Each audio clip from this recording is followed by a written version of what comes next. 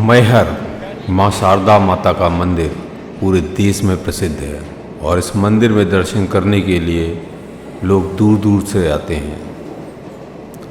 हम लोग भी सब परिवार इस मंदिर में दर्शन करने के लिए आए हैं और मौका था मेरे घर में परिवार में 2 नन्हे मेहमानों के आने के बाद उनके मुंडन संस्कार के लिए आना। जबलपुर से मैहर के लिए आपको एक सुबह सुबह शटल गाड़ी ट्रेन जो है चलती है, जो कि लोकल अप डाउनर के लिए ये ट्रेन चलती है जबलपुर से रीवा के बीच में। तो ज़्यादातर शहर के लोग इस ट्रेन से ही आना ज़्यादा पसंद करते हैं और इस ट्रेन के आते ही चहल पहल मैहर में कुछ ज़्यादा ही बढ़ जाती है, क्योंकि ये पूरी ट्रेन आधे से ज़्यादा ट्रेन यहाँ खाली हो जाती है। स्वाभाविक है, माँ के दर्शन के लिए हजारों भक्त प्रतिदिन यहाँ पर आते हैं इस ट्रेन के माध्यम से, जो अभी जिससे हम चल रहे हैं ये मैहर पहुँच गए हैं। मैहर के शारदा माता मंदिर को शक्तिपीठ माना जाता है और कहा जाता है कि इस मंदिर में मांगी जाने वाली हर मनोकामना पूर्ण होती है। शारदा माता का मंदिर ऊंची पहाड़ी पर है और इस पहाड़ी को त्रिकूट पहाड़ी के नाम से जाना जाता है। शारदा माता जी के मंदिर में आपको माता जी की भव्य प्रतिमा भी देखने के लिए मिलती है और मुख्य मंदिर के प्रवेश द्वारों में आपको 2 शेरों की प्रतिमा देखने को मिलेगी और मंदिर के अंदर आपको और भी प्रतिमाएं भी देखने को मिलेंगी। उससे पहले मैं आप लोगों को बता दूं कि यदि आप मैहर आते हैं तो सबसे पहले अगर आपको रुकने की व्यवस्था आप लोगों को सबसे प्रमुख रहती है। जैसे ही आप स्टेशन से बाहर निकलते हैं तो आपको कोई ऑटो वगैरह कुछ नहीं करनी है, बस पैदल ही आइए 2 कदम दूर पे दाहिने हाथ पे यानी कि राइट हैंड साइड पे आप जब मुड़ेंगे तो यहाँ होटल लाइन से हैं और होटल है, लॉज है, अच्छे चीप रेट पे आपको मिल जाएगी, सस्ती मिल जाएगी। और बढ़िया आप यहाँ पर अगर आप आते हैं रात में पहुँचते हैं तो अब बढ़िया आप लिखे वहाँ पर आप आराम करिए, वहीं नहाइए और उसके बाद फिर बाहर जैसे निकलेंगे तो यही स्टेशन के खड़े ऑटो, यहाँ पर ऑटो आपको साधन हमेशा 24 घंटा मिलेगा। तो आप इसमें ऑटो को यहाँ से पकड़िए, अपना बुक करिए, या अपने फैमिली के साथ हैं तो बुक करिए, नहीं तो आप शेयरिंग ऑटो से भी आप जा सकते हैं। 5 किलोमीटर दूर पर आपको ले जाते हैं, मंदिर रहते हैं यहाँ पर और वहीं पर आप यही ऑटो वाले आपको प्रसाद की दुकान पर ले जाते हैं। स्वाभाविक है, सबका धंधा एक दूसरे से जुड़ा होता है, तो ये अपने प्रसाद की दुकान पे रोकते हैं और वहीं से फिर 1 किलोमीटर और आगे मंदिर पड़ता है। 1 किलोमीटर पहले आजकल रोक दिया जाता है, पहले तो आगे तक ऑटो जाता था। तो प्रसाद लेकर आप वहाँ से फिर एक वैन जाती है जो कि रोपवे, यदि आप जानना है कि रोपवे के माध्यम से आप दर्शन करने जाते हैं ऊपर पहाड़ी पर तो उससे जा सकते हैं, नहीं तो आप पैदल भी आप जा सकते हैं, सीढ़ियाँ रास्ता बना हुआ है। तो ये रहा मैंने आपको बताया आने के लिए बाय ट्रेन और बाय रोड। और ज़्यादा दूर से आते हैं तो अगर एयरपोर्ट के लिए देखें तो नज़दीकी एयरपोर्ट जो है उधर प्रयागराज है और इधर जबलपुर है, तो अब दोनों ही उससे आप आके कनेक्टिविटी, एयर कनेक्टिविटी जुड़ी हुई है। तो वहाँ से आप ट्रेन या बाय रोड टैक्सी बुक करके भी आ सकते हैं। बाकी बस भी चलती है सतना के लिए, तो आप मैहर उतर सकते हैं। मैहर के माता शारदा मंदिर के अलावा रोपवे की सुविधा भी उपलब्ध है। यहाँ आप रोपवे के द्वारा मंदिर तक पहुँच सकते हैं। रोपवे में एक व्यक्ति के आने और जाने का किराया 110 रुपये है। ए बच्चों देखो, अब हम रोपवे में आ गए। आप चलिए देखिए, रोपवे से आपको व्यू दिखाते हैं। और हफ्ते के 7 दिन रोपवे चालू रहती है। आप यहाँ पर रोपवे के द्वारा जा सकते हैं और रोपवे यहाँ से जाने में आपको बहुत आनंद आएगा। आप चलिए आपको रोपवे का आनंद दिखाते हैं। रोपवे मार्ग से हम चल रहे हैं बच्चों को लेके। कहते हैं कि माँ हमेशा ऊंचे स्थानों पर विराजमान होती है। जिस तरह माँ दुर्गा के दर्शन के लिए पहाड़ों को पार करते हुए भक्त वैष्णो देवी तक पहुँचते हैं, ठीक उसी तरह मध्य प्रदेश के सतना जिले में भी 163 सीढ़ियाँ चढ़कर भक्त माता के दर्शन करने जाते हैं। सतना जिले की मैहर नगर के पास त्रिकूट पर्वत पर स्थित माता के इस मंदिर को शारदा देवी कहा जाता है और मैहर नगरी से 5 किलोमीटर दूर माँ शारदा का वास है। माँ शारदा का मंदिर पर्वत की चोटी के मध्य में है और देश भर से माता शारदा का अकेला मंदिर सतना के मैहर में ही है, और जहाँ भक्त बड़ी शिद्दत के साथ पूजा अर्चना करते हैं। त्रिकूट पर्वत पर विराजमान माँ शारदा यूँ तो हजारों भक्तों पर अपनी कृपा बरसा चुकी हैं, लेकिन आज भी एक ऐसी दंतक कथा है जिसको सुनने के लिए लाखों भक्त बेताब रहते हैं। यहाँ के पुजारी का कहना है कि 52 शक्तिपीठों में मैहर शारदा ही ऐसी देवी हैं जहाँ अमरता का वरदान मिलता है। माँ की कृपा कब किस भक्त पर हो जाए ये कोई नहीं जानता है। हालांकि माता की 1 दर्जन दंतक कथाएं सतयुग और द्वापर, त्रेता और कलयुग में सुनाई जा रही है। पुजारी ये बताते हैं कि ये उनकी चौथी पीढ़ी है जो माता की सेवा करते चले आ रही है। सन 1967 से उनकी पुजारी के पिता जो है वो पूजा अर्चन करते थे। उसके बाद फिर उन्होंने पुजारी जी को अवसर दिया और उस समय त्रिकूट पर्वत पर वीरान जंगल था। पुजारी बताते हैं कि मैंने भी कई कथाएं आल्हा उद्दल और पृथ्वीराज चौहान की सुनी थी। उन्हें भी लग रहा था कि माता ने आल्हा को अमरता का वरदान दिया है, और आज भी कई भक्त कहते हैं कि रोज़ाना सुबह घोड़े की लीद और दातून पड़ी रहती है। वहीं कई लोग ये दावा करते हैं कि माता की रोज़ाना पहली पूजा आल्हा ही करते हैं, लेकिन इन सब के लिए मैं दावा नहीं कर सकता। हाँ, 53 वर्षों की पूजा के दौरान एक बार उनको ज़रूर एहसास हुआ था कि एक बार वो पुजारी जो एक सत्य घटना बता रहे हैं कि वे पूजा करके घर चले गए थे और सुबह मंदिर का जब पट खोलकर देखा तो पूजा की शुरुआत की तो सबसे पहले देखा कि पहले से ही पुष्प माता के दर पर चढ़े हुए थे। फिर भी मन नहीं माना तो माता की चुनरी को उठाया तो अंदर भी पुष्प देखने को मिले। तब उन्हें एहसास हो गया कि माँ अजर अमर है और यह जरूर भक्तों को मनचाहा वरदान देती है। पुजारी देवी प्रसाद बताते हैं कि मैहर वाली शारदा की मुझसे पहले उनके पिताजी, उनके दादा परदादा आदि पूजा कर चुके हैं और 53 वर्षों की माँ की सेवा में बिताने के बाद माता का भक्त हो चुका हूँ। आज भी अपने जीवन के शेष बचे समय को वे अपने माता को अर्पण कर चुके हैं और दुनिया की माया मोह को छोड़कर दिन रात माता की पूजा में लीन रहते हैं। ये देख के लगता है कि मैहर यानी आधी मैहर की करीब 90% आबादी का रोजी रोजगार जो है माँ शारदा देवी से जुड़ा हुआ है। यानी कि एक ऑटो रिक्शा से लेके इन छोटे छोटे दुकानदार, होटल वगैरह सब माता जी के मंदिर से इनका रोजी रोजगार चल रहा है। माँ शारदा मंदिर के खुलने और बंद होने का समय आपको जानना बहुत ज़रूरी है। माँ शारदा का मंदिर सुबह 5 बजे खुल जाता है और 5 बजे यहाँ पर आरती होती है। दोपहर का पट बंद होने का समय जो है 1 बजे है और दोपहर को पट खोलने का समय 2 बजे है। यानी 1 से 2 पट बंद हो जाते हैं और फिर 2 बजे के बाद पुनः मंदिर का जब पट खुल जाता है उसके बाद आप फिर से दर्शन कर सकते हैं। और शाम के समय आरती का जो समय होता है वो 7:30 बजे है। और यूँ तो मेले का माहौल तो पूरे साल भर रहता है, आप देख ही रहे हैं, मगर आप नवरात्रि के समय आएंगे तो आपको यहाँ पर ज़्यादा अच्छा लगेगा, क्योंकि नवरात्रि के समय यहाँ पर ज़्यादा लोग आते हैं और बहुत सारी दुकानें रहती हैं। और आप यहाँ पर साल के किसी भी दिन आएंगे तो आपको मंदिर के प्रवेश द्वार के आगे बहुत सारी दुकानें देखने को मिल जाती हैं। मंदिर से जुड़े कुछ तथ्य भी हैं। माना जाता है कि दक्ष प्रजापति की पुत्री सती शिव से विवाह करना चाहती थी और उनकी यह इच्छा राजा दक्ष को मंजूर नहीं थी। वे शिव को भूतों और अघोरियों का साथी मानते थे। फिर भी सती ने अपनी जिद पर भगवान शिव से विवाह कर लिया और एक बार राजा दक्ष ने यज्ञ करवाया और उस यज्ञ में ब्रह्मा, विष्णु, इंद्र और अन्य देवी देवताओं को आमंत्रित किया, लेकिन जानबूझकर अपने जमाता भगवान शंकर को नहीं बुलाया।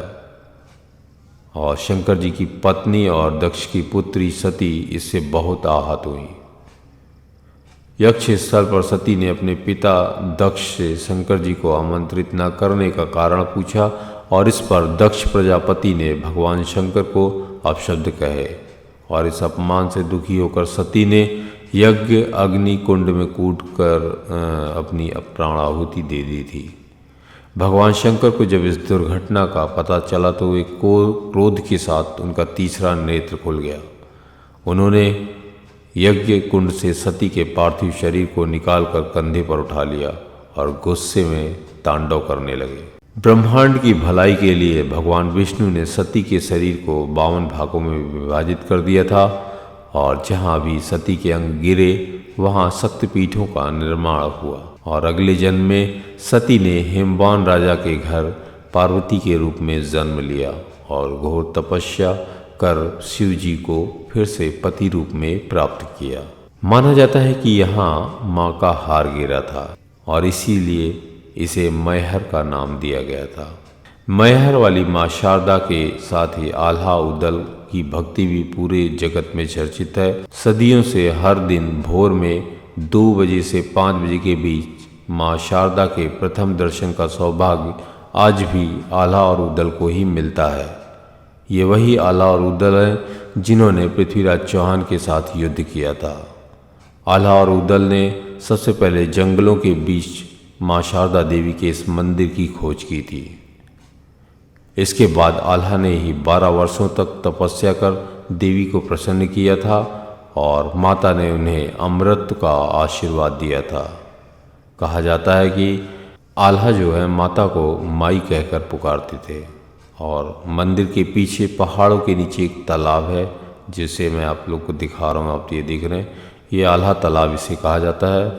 और यही नहीं, तालाब से 2 किलोमीटर और आगे जाने पर एक अखाड़ा मिलता है। ये आपको दिखा रहे हैं, मैं मंदिर के ऊपर से ये आपको दिखा रहे हैं। ये पीछे आपको दिख जाएगा, आप मंदिर के पीछे जब जाएंगे तो, जिसके बारे में कहा जाता है कि यहाँ आल्हा और उदल कुश्ती लड़ा करते थे। ये उनका अखाड़ा है। पर्वत के शिखर पर मैहर वाली माता के साथ ही श्री काल भैरव मंदिर, हनुमान मंदिर, देवी काली मंदिर, दुर्गा मंदिर, श्री गौरी शंकर मंदिर, शेषनाग मंदिर, फूल माती माता का मंदिर और ब्रह्मदेव और जलापा देवी का मंदिर है। और मंदिर के गर्भगृह में हमेशा एक दिव्य ज्योति जलती रहती है जिसका रहस्य आज भी बरकरार है। कहा जाता है कि आदिगुरु शंकराचार्य ने 9वीं-10वीं शताब्दी में पूजा अर्चना की थी और शारदा देवी का मंदिर सिर्फ आस्था और धर्म के नज़रिए से खास नहीं है, इस मंदिर का अपना एक ऐतिहासिक महत्व भी है। माँ शारदा मंदिर की मूर्ति की स्थापना जो है विक्रम संवत 559 में की गई थी, यानी कि 559 में की गई थी और मूर्ति पर देवनागरी लिपि में शिलालेख भी अंकित है और दुनिया के जाने माने इतिहासकार भी इस मंदिर पर विस्तार से शोध किया है। आल्हा और उदल कौन थे? आप लोगों को बता दें कि आल्हा और उदल तो भाई थे। ये बुंदेलखंड के महोबा के वीर योद्धा और परमार के सामंत थे। कलिंजर के राजा परमार के दरबार में जागनिक नाम के एक कवि ने आल्हा खंड नामक एक काव्य रचा था और उसमें इन वीरों की गाथा वर्णित है।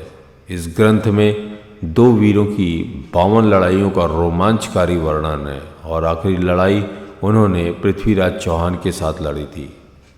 माँ शारदा माई के भक्त आल्हा आज भी करते हैं माँ की पूजा और आरती। जो इस पर विश्वास नहीं करता वे अपनी आँखों से जाकर देख सकता है। जैसा कि मैंने भी बताया कि यहाँ के पुजारी को भी इस चीज़ का एहसास हुआ था एक दिन। आल्हा खंड में गाया जाता है कि इन दोनों भाइयों का युद्ध दिल्ली के तत्कालीन शासक पृथ्वीराज चौहान से हुआ था और पृथ्वीराज चौहान को युद्ध में हार मिली थी। लेकिन इसके पश्चात आल्हा के मन में वैराग्य आ गया और उन्होंने संन्यास ले लिया। कहते हैं कि इस युद्ध में उनका भाई वीरगति को प्राप्त हो गया था और गुरु गोरखनाथ के आदेश से आल्हा ने पृथ्वीराज को जीवन दान दे दिया था और पृथ्वीराज चौहान के साथ उनकी यह आखिरी लड़ाई थी। माँ के आदेश के अनुसार आल्हा ने अपनी साग यानी अपना जो हथियार था, शारदा माता मंदिर पर चढ़ाकर नोक टेढ़ी कर दी थी, जिसे आज तक कोई सीधा नहीं कर सका। मंदिर परिसर में ही तमाम ऐतिहासिक महत्व के अवशेष आज भी आल्हा व पृथ्वीराज चौहान की जंग की गवाही देते हैं। सबसे पहले आल्हा करते हैं माता की आरती। मानता है कि माँ ने आल्हा को उनकी भक्ति और वीरता से प्रसन्न होकर अमर होने का वरदान दिया था। लोगों की माने तो आज भी रात 8 बजे मंदिर की आरती के बाद साफ सफाई होती है और फिर मंदिर के सभी कपाट बंद कर दिए जाते हैं, जिसके बावजूद जब सुबह मंदिर को पुनः खोला जाता है तो मंदिर में माँ की आरती और पूजा किए जाने के सबूत मिलते हैं। आज भी यही मानता है कि माँ शारदा के दर्शन हर दिन सबसे पहले आल्हा और उदल ही करते हैं। मैहर का नाम कैसे पड़ा? तो जनश्रुतियों के आधार पर कहा जा सकता है कि मैहर नगर का नाम माँ शारदा के मंदिर के कारण ही अस्तित्व में आया है। हिंदू श्रद्धालुजन देवी को माँ अथवा माई के रूप में परंपरा से संबोधित करते चले आ रहे हैं। माई का घर होने के कारण पहले माई घर तथा इसके उपरांत इस नगर को मैहर के नाम से संबोधित किया जाने लगा। और एक दूसरी मान्यता के अनुसार भगवान शंकर के तांडव नृत्य के दौरान उनकी कंधे पर रखे माता सती के शव से गले का हार त्रिकूट पर्वत के शिखर पर आ गिरा था। इसी वजह से यह स्थान शक्तिपीठ अथवा माई का हार यानी कि इसी आधार पर मैहर के रूप में विकसित हुआ और प्रचलित हुआ। उत्तर भारतीय शास्त्रीय संगीत के वादन के क्षेत्र में मैहर घराना अपनी विशिष्ट पहचान रखता है। मैहर घराने का नाम भारत के मध्य प्रदेश के स्थित मैहर स्थान के नाम पर पड़ा है। उत्तर भारतीय शास्त्रीय संगीत में घरानों की परंपरा काफी समय से चली आ रही है, जिसमें एक ही परिवार की कई पीढ़ियां किसी विशेष शैली को विकसित करते हैं और जिससे उसे घराने का नाम मिलता है।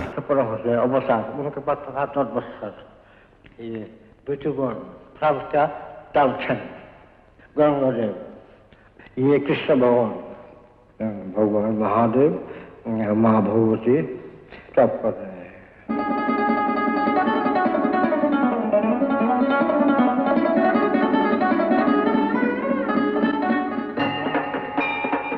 और इसी प्रकार उस्ताद अलाउद्दीन खां साहब ने मैहर में रहकर संगीत वादन की नई शैली को अपने परिवार की कई पीढ़ियों तथा शिष्यों के माध्यम से विकसित किया, जो आज भी निरंतर कायम है। इसलिए मैहर स्थान के नाम पर मैहर घराने का नाम पड़ा।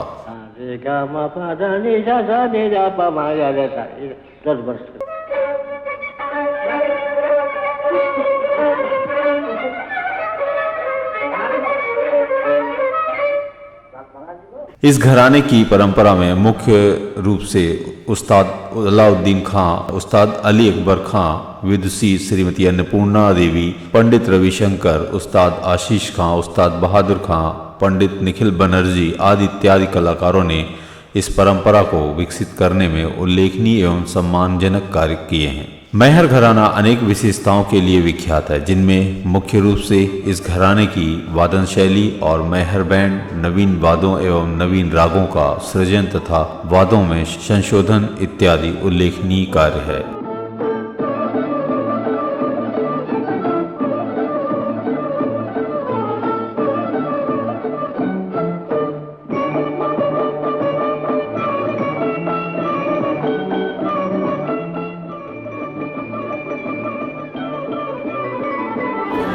गट गट खाए, गट गट खाए, गट गट खाए।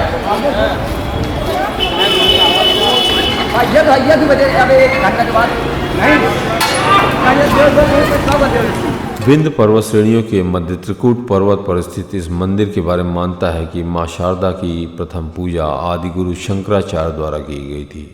मैहर पर्वत पर नाम प्राचीन धर्म ग्रंथ जो है, मैहर पर्वत का नाम प्राचीन धर्म ग्रंथ महेंद्र में मिलता है। इसका उल्लेख भारत के अन्य पर्वतों के साथ पुराणों में भी आया है। माँ शारदा की प्रतिमा के ठीक नीचे जो कि एक शिलालेख है जिसे पढ़ा नहीं जा सका और कई पहेलियों को वह शिलालेख समेटे हुए है। सन 1922 में जैन दर्शनार्थियों की प्रेरणा से तत्कालीन महाराजा ब्रजनाथ सिंह जूदेव ने शारदा मंदिर परिसर में जीव बलि को प्रतिबंधित कर दिया था। पिरामिड का त्रिकूट पर्वत पर विराजी माँ शारदा का यह मंदिर 522 ईसा पूर्व का है।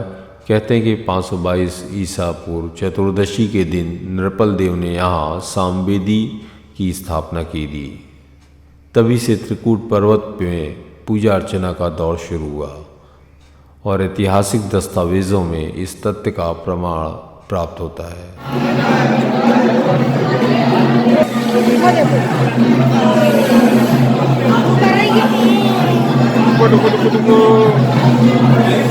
ये टिक्की के बाल जाने वाले हैं। पक्की होने वाली हैं। अगर आप यहाँ पर मुंडन संस्कार, कथा, अन्नकूट, प्रसाद, घोषणा, महाश्रृंगार और वगैरह करना चाहते हैं तो इन सभी के लिए कार्यालय में आपको नीचे मिलता है। वहाँ पर जाकर आप इन सभी के लिए नाम दर्ज करवा कर आप अपना पर्ची ले सकते हैं, रसीद ले सकते हैं। उसके बाद आप फिर नाई के पास जाकर आप मुंडन वगैरह करवा सकते हैं। और मुंडन के दौरान जो है आपको 100 रुपये की पर्ची कटवानी पड़ती है, जो कि मंदिर ट्रस्ट की तरफ से होती है। लेकिन नाई को फिर न्यौछावर चाहिए रहता है तो उसको न्यौछावर दे सकते हैं। तो हम भी इन दोनों बच्चों को मुंडन कराने के लिए लेकर आए हैं। और आपको बता दें कि यह है पैदल मार्ग जाने का रास्ता, और यहीं से ही जैसे अपनी पैदल मार्ग के रास्ते से उतरते हैं तो राइट हैंड साइड में ये बिल्डिंग है जो कि दुकानों से काफ़ी ढकी है। शायद आपको समझ में ना आती हो, लेकिन किसी से पूछेंगे तो वो भी बता देगा। तो ये हम आपको ले आए हैं मुंडन वाली जगह पर। अब चलिए आपको आगे बताते हैं कि मुंडन संस्कार के बारे में पूरी विस्तृत जानकारी आपको देते हैं। क्यों कराया जाता है चूड़ामणि, जिसको कहते हैं चूड़ामणि संस्कार। चूड़ाकर्म संस्कार अर्थात मुंडन संस्कार बल, आयु और तेज बुद्धि के लिए किया जाने वाला संस्कार मुंडन संस्कार है। गर्भावस्था में जो केश उत्पन्न होते हैं उन सब को दूर कर चूड़ाकरण के द्वारा शिशु को शिक्षा तथा संस्कार का पात्र बनाया जाता है। और इसी कारण यह कहा गया है कि चूड़ाकरण के द्वारा अपात्रीकरण दोष का निवारण होता है। चूड़ाकरण संस्कार के समय के विषय में बृहस्पति का कथन है कि गर्भ से तृतीय वर्ष में अथवा जन्म से तृतीय वर्ष में तथा पंचम या सप्तम वर्ष में चूड़ाकरण संस्कार संपन्न किया जाता है। और इसी पर नारद जी कहते हैं कि जन्म से तृतीय वर्ष में चूड़ाकर्म संस्कार उत्तम है, और पंचम, सप्तम और वर्ष में जो है मध्यम तथा गर्भ से दशम और एकादश वर्ष में निम्न स्त्री है। यानी कि 10वें वर्ष में यदि आप मुंडन कराते हैं तो निम्न स्त्री है। इन वचनों के अनुसार यथासंभव उत्तम पक्ष में ही चूड़ाकर्म संस्कार को पूर्ण करना चाहिए। चूड़ाकरण आदि संस्कारों को द्वारा बालक में गुणधान होता है, यानी कि उनमें बुद्धि का विकास होता है, गुणों का विकास होता है। और इस के अनुसार जो है मुंडन संस्कार का अभिप्राय है कि वह संस्कार जिसमें बालक को चूड़ा अर्थात शिखा दी जाए। मुंडन कराते समय चुंदाई जिसको बोलते हैं शिखा, अमर कोश के अनुसार भी चूड़ा का अभिप्राय शिखा से ही है। और इसलिए गृह सूत्र में दिया गया है कि बालक को कुल धर्म के अनुसार 1 शिखा या 3 अथवा 5 शिखा धारण कराएं। और इन वचनों से इस संस्कार के समय जन्म से प्रथम या तीसरा वर्ष है। शरीर विज्ञान के अनुसार यह समय जो है दांतों के निकलने का होता है, और इसके कारण जो है बालक के शरीर में कई प्रकार की व्याधि यानी बीमारी का होना स्वाभाविक है। और इस प्रकार उसका शरीर जो है धीरे धीरे कमज़ोर पड़ने लगता है, बाल झड़ने लगते हैं। ऐसे समय में संस्कार का विधान करके महर्षियों ने बालक को अस्वस्थ कारण यानी उसको बीमारी से बचाने के लिए ये जो चूड़ाकर्म का संस्कार का एक प्रयास किया है। तो इस प्रकार मुंडन संस्कार जो है अत्यंत उपयोगी और परम आवश्यक सिद्ध होता है। इस संस्कार का दूसरा नाम मुंडन संस्कार भी है, और यह संस्कार जो है त्वचा संबंधी रोगों के लिए अत्यंत लाभकारी होता है। शिखा को छोड़कर सिर के शेष बालों को मुंडन करने से जो है शरीर का तापक्रम जो है वो शांत अर्थात सामान्य हो जाता है, और उस समय होने वाली फुंसी, दस्त आदि व्याधियाँ स्वयं जो है शांत हो जाती हैं। और एक बार मुंडन के बाद जो है बाल फिर झड़ते नहीं हैं और वे बुद्धमूल हो जाते हैं। और इसलिए मुंडन और क्षौर आदि के लाभ का वर्जन करते हुए महर्षि चरक कहते हैं कि क्षौरादि कर्म करवाने और नाखून कटवाने और कंघी आदि से बालों को साफ कर रखने से पुष्टि और विशेषता, आयु की पवित्रता और सुंदरता आदि की वृद्धि होती है। बालक का मुंडन कराने के अनंतर उसके शरीर में मलाई आदि की मालिश का विधान है, जिससे मस्तिष्क में मज्जा तंतुओं को कोमलता, शीतलता, शक्ति प्राप्त होती है, जो आगे चलकर बालक की बौद्धिक शक्ति के विकास में सहायक होती है। क्योंकि मतलब उसके स्वस्थ होने के लिए सिर का ठंडा होना बहुत ज़रूरी होता है। इसलिए देखिए मैंने इसमें वीडियो में दिखाया है कि आटे की जो है लोई बनाकर हल्दी और आटे को मिक्स करके बनाया गया है, जो आप देख रहे हैं। उसमें बाल को रखा जा रहा है और वही बाद में मुंडन के बाद उसमें सिर में उसको फेरा जाता है। तो बुद्धि, बल, आयु और एवं तेज के साथ शिखा का क्या संबंध है? तो इसके उत्तर के लिए मानव शरीर की रचना को समझना चाहिए। वेद वाक्य कहा गया है कि दीर्घायु, बल और तेज के लिए शिखा का स्पर्श करता हूँ, और इस प्रकार मानव मात्र को शिखा धारण करने के लिए प्रेरित किया जाता है। स्मृति का वचन है इस संबंध में कि द्विज मात्र को निरंतर यज्ञोपवीत पहने रहना चाहिए और शिखा निरंतर बंधी होनी चाहिए, और बिना यज्ञोपवीत और बिना शिखा के किए हुए सभी कार्य जो हैं व्यर्थ हो जाते हैं। तो इसलिए हमारी जो संपूर्ण शारीरिक प्रवृत्ति का केंद्र हमारा मस्तिष्क होता है, और मानसिक और शारीरिक क्रियाओं का संचालन उसी के द्वारा होता है। तो यदि वह मस्तिष्क समुचित शक्ति संपन्न है तो मनुष्य स्वस्थ रहता है हुआ, और वेदों और जीवेम शरदा शतम के अनुसार जो है 100 वर्ष से भी अधिक दीर्घजीवी हो सकता है।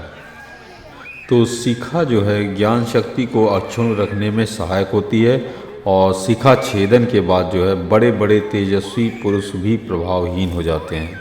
यानी आप शिखा यानी मुंडन नहीं करते हैं या शिखा नहीं रखते हैं मुंडन के समय, तो उसमें तेज का जो है गुण जो है वो नहीं होता है। तो इस संबंध में महाभारत के खिलभाग हरिवंश पुराण में एक कथा आती है। गुरु वशिष्ठ का एक सागर नामक शिष्य था, और उसके पिता राजा बाहु को पश्चिमी प्रांत के राजाओं ने युद्ध में पराजित कर दिया था, जिससे दुखी होकर राजा ने वन में अपने प्राण त्याग दिए थे। और सागर पिता की मृत्यु के प्रतिशोध के लिए खड़ा हुआ, तो सभी राजा भय से गुरु वशिष्ठ जी की शरण में आए, और वशिष्ठ जी ने उन्हें अभय दान दिया था। बाद में वे शिष्य सागर को समझने लगे तो उसे संतोष न हुआ, और गुरु की आज्ञा का पालन करते हुए उसने राजाओं का वध तो नहीं किया, किंतु अर्धमुंडन करके उन्हें छोड़ दिया। ऐसा करने पर सभी राजा निस्तेज प्रभावहीन हो गए। और ऐसी ही कथा भागवत में भी आती है। अर्जुन ने मृत्युदंड के बदले अश्वत्थामा का सिर मूंड दिया था और मणि निकाल ली थी। शिखा ही द्विजों की मणि है, और उसके छेदन से द्विज निस्तेज हो जाता है।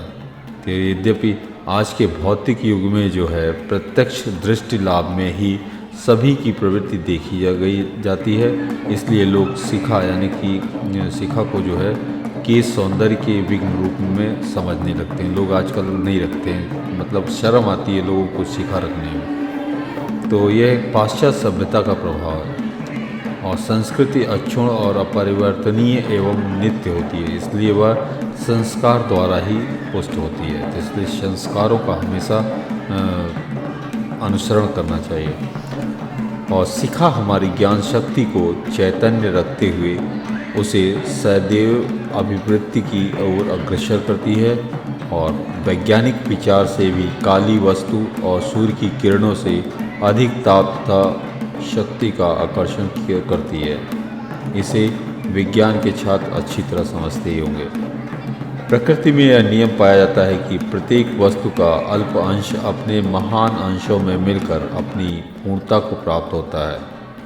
प्रकृति की सभी वस्तुएं इसी नियम के अधीन काम कर रही हैं, और जैसे सभी नदियां अपनी अतुल जल राशि को समुद्र में मिलाकर शांत होती हैं, और कोई भी पार्थिव वस्तु ऊपर फेंकी जाए तो पार्थिवपन के कारण ही गुरुत्वाकर्षण के नियम से पृथ्वी की ओर आकर्षित होती हैं, और दीपक की लौ की तरह जो है भगवान सूर्य का सूक्ष्म होने के ऊर्ध्वगामी अर्थात सदैव ऊपर की ओर जाती है, और अंडपिंडवाद के द्वारा इसी को नियम अपने शरीर पर भी परखना चाहिए।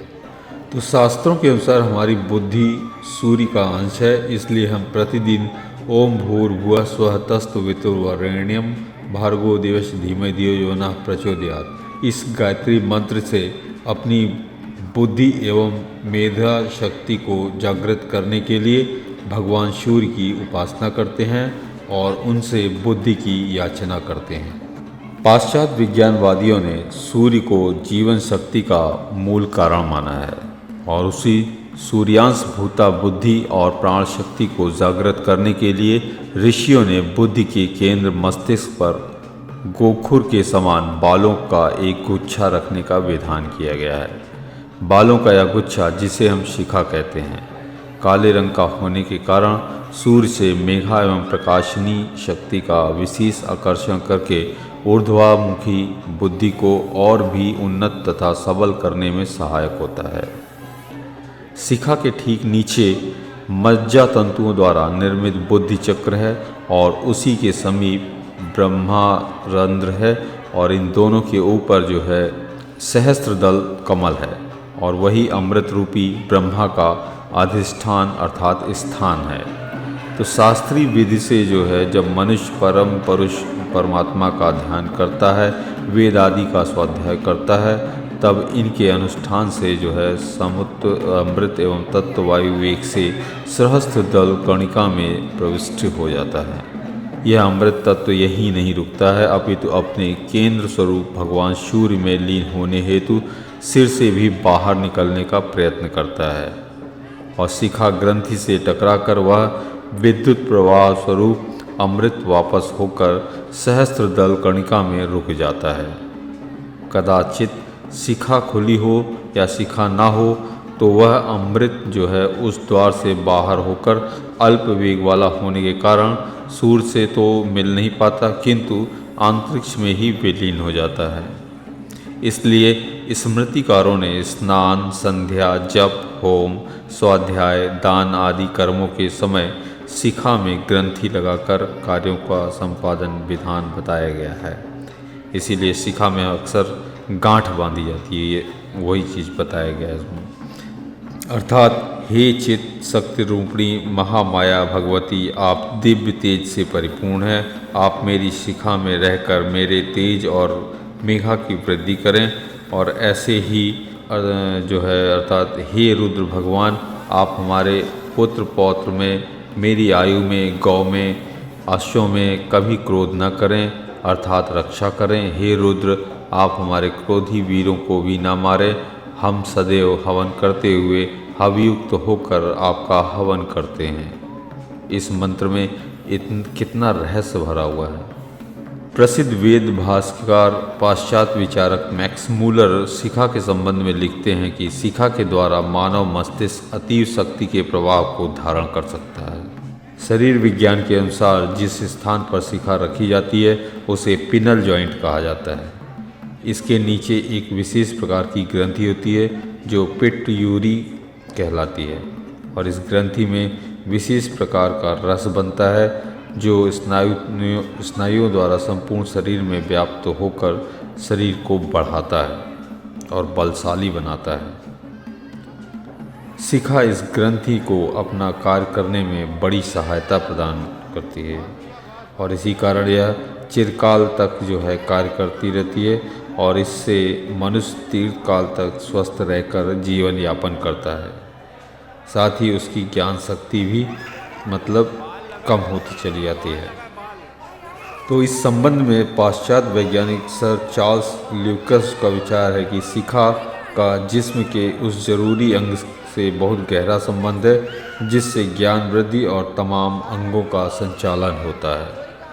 शिखा के संबंध में डॉक्टर हाकमन कहते हैं कि मैंने कई वर्ष भारत में रहकर भारतीय संस्कृति का अध्ययन किया है और यहाँ के निवासी बहुत काल से सिर पर चोटी रखते हैं, जिसका जिक्र मैंने वेदों में पाया है, और दक्षिण में तो आधे सिर पर गोखुर के समान चोटी रखते हैं, और उनकी बुद्धि की विलक्षणता देखकर मैं अत्यंत प्रभावित हुआ हूँ। अवश्य ही बौद्धिक विकास में चोटी बड़ी सहायता देती है और सिर पर चोटी या बाल रखना बड़ा लाभदायक होता है। वैज्ञानिक तथ्यों से पूर्ण परिचित होने के कारण न केवल भारतीय अपितु पाश्चात्य जगत के भी प्रायः सभी वैज्ञानिक, कवि, लेखक सिर पर शिखा या जटा सहित लंबे बाल रखते हुए देखे जा सकते हैं। भारतीय विचारकों के मतानुसार संपूर्ण मानव शरीर में व्याप्त एक मुख्य नाड़ी है जिसे सुषुम्ना कहते हैं, और यह नाड़ी स्वाधिष्ठान से आरंभ होकर मस्तिष्क में जाकर समाप्त होती है और इसके उत्कृष्ट रंध्र भाग यानी शिखा स्थल के ठीक नीचे खुलते हैं, और यही स्थान ब्रह्मरंध्र और साथ ही बोधि तत्व का केंद्र है। साधारण दिशा में हमारे शरीर के अन्य रोम, पसीने आदि द्वारा शरीर ऊष्मा को बाहर फेंकते हैं और सुषुम्ना केंद्र के बालों द्वारा तेज निस्तारण होता है, और उसी को रोकने के लिए शिखा में ग्रंथि का विधान है, जिससे वह तेज शरीर में रुककर मन, शरीर और मस्तिष्क को अधिक उन्नत कर सके। शिखा आर्य जाति का एक पवित्र सामाजिक चिन्ह है, और जिसमें सैकड़ों संप्रदाय, जाति, उपजाति एवं भेदों में विभक्त हुई इस जाति को एकता को अक्षुण्ण रखने में प्रमुखता से भाग लिया गया है, और इसी शिखा ने भूमंडल के लाखों वर्ग मील में फैले हुए विशाल हिंदू समाज को सांस्कृतिक एवं धार्मिक एकता के सूत्र में पिरोकर एक बना रखा है। तो इस प्रकार धार्मिक, वैज्ञानिक, सांस्कृतिक एवं सामाजिक दृष्टि से विचार करने पर शिखा मानव शरीर में महत्वपूर्ण स्थान रखती है, और आर्य जाति का है तो लाखों वर्षों की परंपरा का इतिहास इसके साथ जुड़ा हुआ है। इसलिए चूड़ा यानी कि शिखाकरण संस्कार मानव जीवन की सर्वांगीण उन्नति के लिए परमोपयोगी है, और इस कारण संक्षिप्त विधि बताई गई है वो है शुभ मुहूर्त में यज्ञ वेदी लगाकर चूड़ा कर्म करना चाहिए। सर्वप्रथम माता बालक को स्नान कराकर शुद्ध जल पहनाकर शुद्ध वस्त्र पहनाकर गोद में लेकर अग्नि के पश्चिमी ओर बैठें। शुभ मुहूर्त में यज्ञ वेदी बनाकर चूड़ा कर्म करना चाहिए। तो संस्कार संपन्न होने पर गोदान और दक्षिणा से गुरु को संतुष्ट कर मात्र का विसर्जन करके ब्राह्मणों को भोजन कराएं तथा स्वयं भी बंधु वर्ग सहित भोजन करें। और इस प्रकार संक्षेप में भारतीय संस्कृति के मूल स्वरूप संस्कारों में एक चूड़ाकरण अर्थात यानी कि मुंडन संस्कार संपन्न होता है।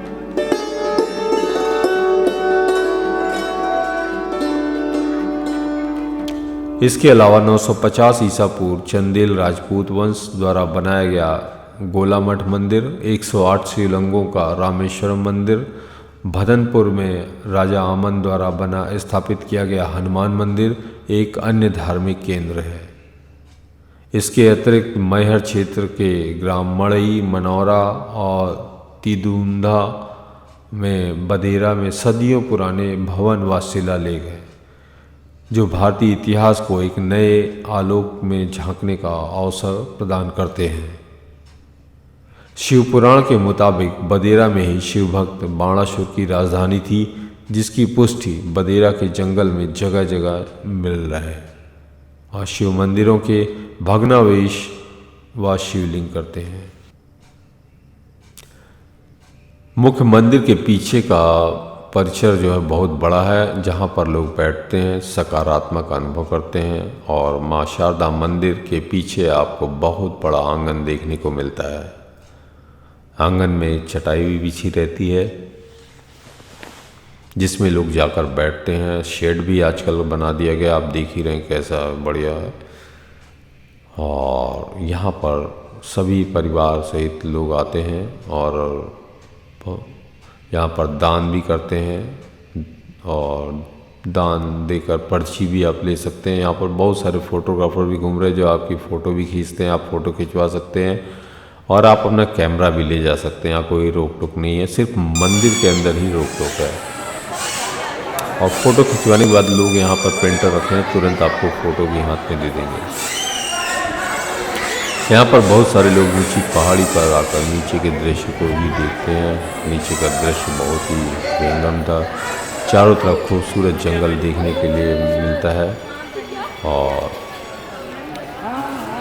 यहाँ पर आप पीछे बैठ सकते हैं। अगर रोपवे से आए हैं तो जल्दी से जल्दी जाने की कोशिश करें, क्योंकि भीड़ बहुत लंबी लाइन लगती है और आपको रोपवे पे चढ़ने के लिए बहुत समय लगता है। सर्पाकार में इन लोगों ने रेलिंग लगाकर उसमें लाइन लगवाई जाती है, जो कि धीरे धीरे खिसकते रहते हैं भीड़। और दूसरा रास्ता है पैदल जाने का, तो वहाँ कोई भीड़ झंझट नहीं है, जब मर्जी है तब उतर जाइए। और हाँ, आपको एक ज़रूरी चीज़ और बता दूं कि यदि आप आते हैं नीचे अन्नकूट भोजनालय में, जो कि टोटल फ्री है और बहुत सारे भक्त यहाँ पर हमेशा भंडारे चलते रहते हैं और वो मुफ्त भी रहते हैं। और जिसको दान करना हो तो आप कुछ भी अपनी जो मन आपकी राशि रहे वो आप दान कर सकते हैं। मतलब 20, 25, 50, 100 जो भी करना चाहे, 1000, 500 जो भी करना चाहें, है ना। लेकिन मांगा किसी से नहीं भी देंगे तो भी नहीं मांगेंगे, लेकिन आप भरपेट थाली आप भोजन कर सकते हैं यहाँ पर। और इतना बढ़िया स्वादिष्ट खाना आपको यहाँ मिलेगा देखने को कि आप वाकई कहेंगे कि वाकई माता का प्रसाद कितना अद्भुत है। तो फ्रेंड्स, ये रही, मैंने आप लोगों को दिखाया कि माँ शारदा देवी मंदिर के बारे में पूरी जानकारी दी। किस प्रकार कैसी लगी आपको जानकारी। मुंडन संस्कार की भी जानकारी दी। मुंडन संस्कार भी इन बच्चों के माध्यम से हम आप लोगों को मुंडन संस्कार के बारे में बताना चाह रहे थे। तो काफ़ी रिसर्च करने के बाद ये स्टोरी बनी है और ये जानकारी निकल के आई है। तो आशा करते हैं कि ये अद्भुत जानकारी का फ़ायदा आप उठाएंगे। और जय हो माई की। फिर से जाइए, दर्शन करके आइए और अपना जीवन सुखमय बनाइए। धन्यवाद।